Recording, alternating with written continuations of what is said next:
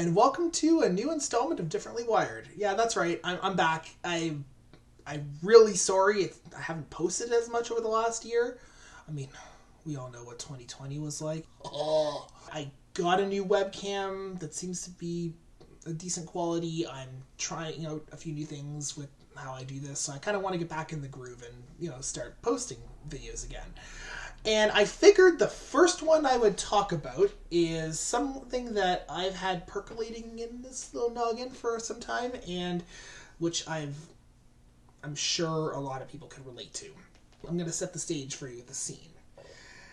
You're at work or school or doing something with friends or family, whatever, and think you're chugging along doing something, and all of a sudden someone comes out with a comment like, "Hey, good job on the dishes. Maybe you won't have as many to do next time if you actually keep up with them as you're going." Or, "Oh, that's great, but make sure you do this instead of this." Or, "Oh, that report you just filed should have said this, but it didn't." And immediately you're gutted. Bam! Instant anxiety.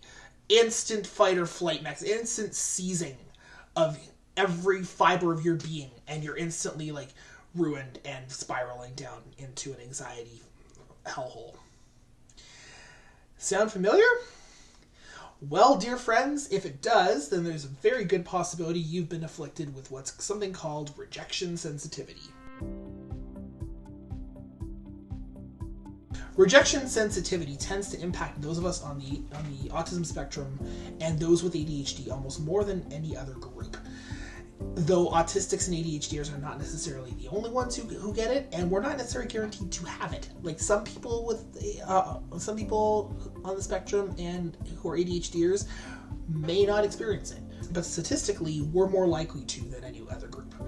And it involves your body entering into fight or flight mode over the tiniest things, over things like someone making a comment about something, any perceived feeling of rejection or perceived feeling of criticism. And it really does suck. I'm always going on about the good parts of being autistic and being ADHD, and I stand by that. RSD is something that I have always struggled with. When I was a kid, people would say, and even as a young adult working, people would say that I was too sensitive, that I couldn't take criticism well, that I had a really hard time when things didn't go my way. And a lot of that came down to rejection sensitivity. I still struggle with this.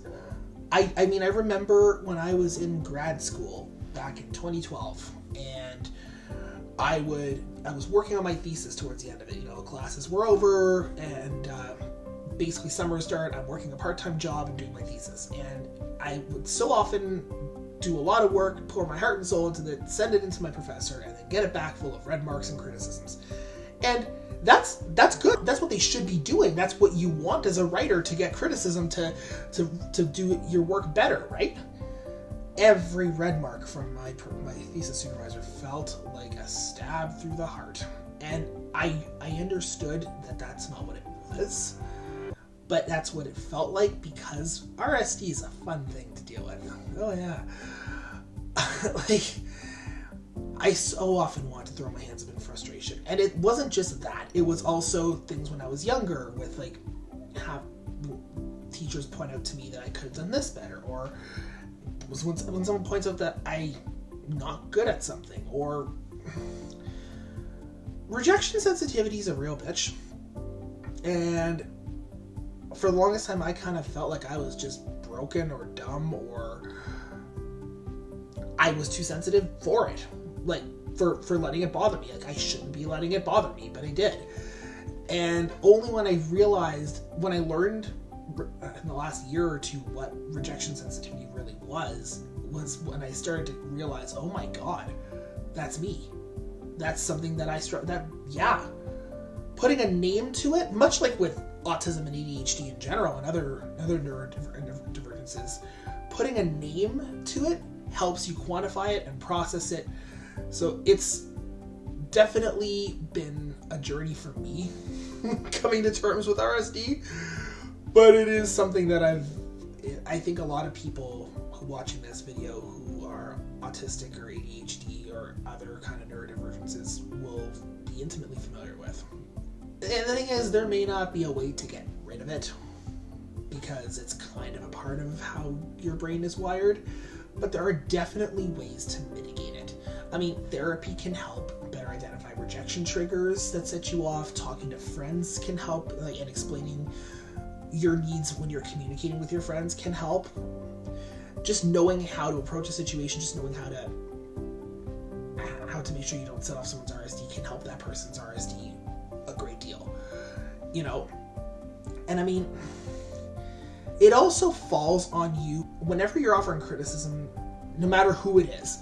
You should be doing what they taught us to do in teachers' college. You offer things they did well, and then you offer things they didn't do quite as well, and make suggestions to improve it.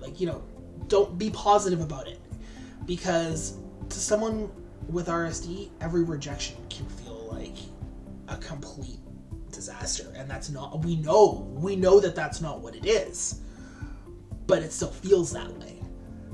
So it might sound silly and overly coddly and overly sensitive to do that, but believe me, it really does help. It really does. But, that's about all I've got today about RSD. I could probably do a whole 20-minute video on it, but I kind of want to do smaller form factor videos going forward and do maybe more of them. If that's something you guys like, let me know in the comments below. But, yeah, I'm back. Definitely back. Definitely game to keep doing this. And stay tuned for the next one. Live long and prosper, everyone.